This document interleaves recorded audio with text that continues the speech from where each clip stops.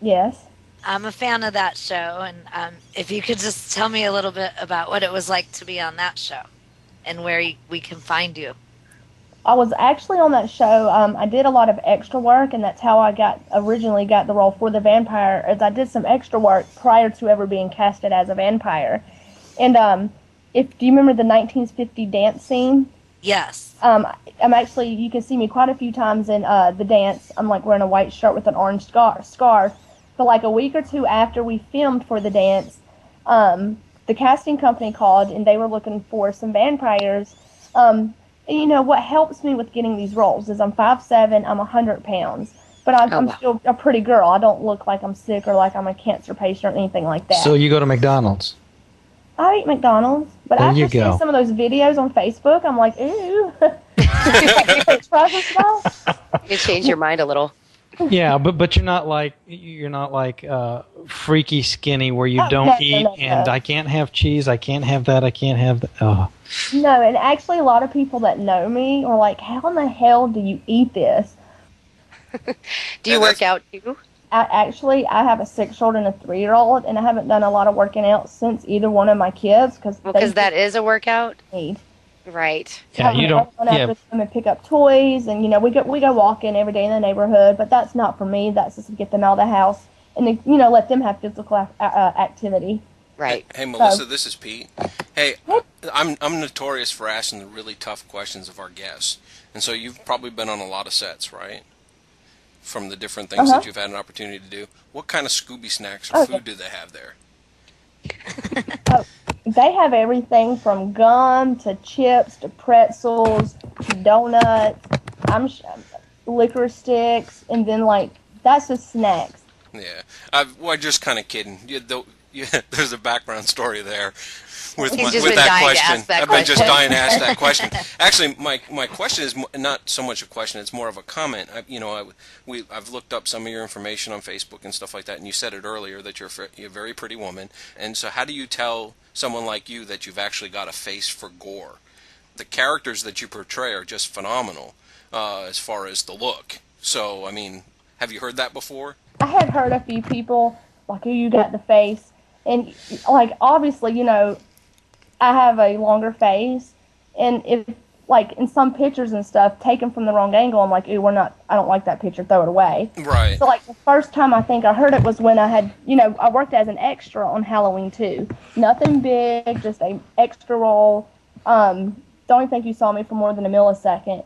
And someone on that set had said something like, you got the face, your face is, long, we could do so much with the special effects makeup. And I actually kind of got a little depressed about that. I was like, because that's something I'm self-conscious about. Right. And I have been forever. But it's okay, I'm used to it. But then when I got the role for The Walking Dead, that's something Frank said to me as well.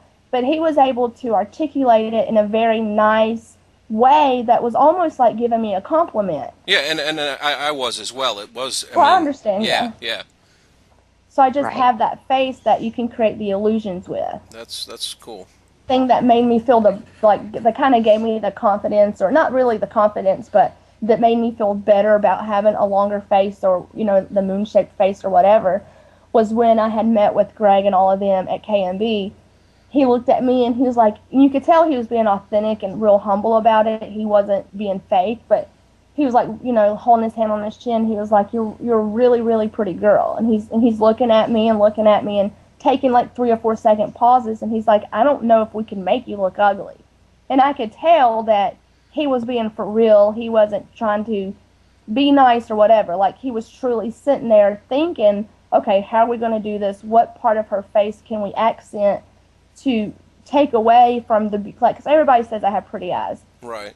Even on pictures and then in person, and they're like, let's take away from that and make her chin do this, or, her cheekbones do this. So I was like, that made me feel really good to be like, I don't know if we can, how are we going to do this? You're a really pretty girl. We can't have a pretty, ugly, dead zombie. That is good. Unless that pretty, ugly... dead zombies go into a necrophilia convention or something like that. That's right. Then you want the pretty ugly zombies. That's right. I was like, hell yeah, I gave myself a high five. Yeah. From what I understood, and I was never told this from Frank, but just from other people. But I was told that it was kind of funny because Frank and we talked about an hour and a half in the interview and audition. And normally, interviews or auditions don't last that long if you're going in for a non-speaking role, because zombies don't talk. So obviously it wasn't going to be a speaking role. We took pictures, and they're going to be flying me out to LA, in a couple of days. And he was like, no, Melissa, calm down. I haven't heard anything from them. Don't get your hopes up. Because I'm sure he gets that all the time. People leave auditions, call and think they have it, and then they don't. Exactly. Well, not even like 2 or 3 minutes later, he calls me back, and he was like, well, Melissa, I'm sorry. Frank wants you. He didn't have any hesitations or anything like that. Well, while we were filming, I was told from someone that Frank had actually called and canceled some of the other auditions, which made me feel real good, knowing that I was the one when he met me, and that he didn't need to go further and keep looking for someone. Yeah, that's cool. But whether that's true or not, I don't know. It's just something that I heard, and I was like, that makes me feel really good. Because what's funny is when I had met Frank, and after we talked, a lot of people asked me if I was intimidated because of who he is and, his legacy and all that. And meeting him and shaking his hand, you just get that vibe. He's really down to earth. He's very nice, and I was immediately comfortable with him enough to sit there and joke and laugh and even go through the iPhone and show him pictures of the kids and some pictures that I had from doing the Vampire Diaries, where I was the vampire in the tomb, and then I was also a vampire in the vampire house, showing him pictures and stuff like that. It was really cool. But I remember it was towards the end of the interview, and he was like, this is almost like love at first sight. And I was like, that makes me feel really good, too.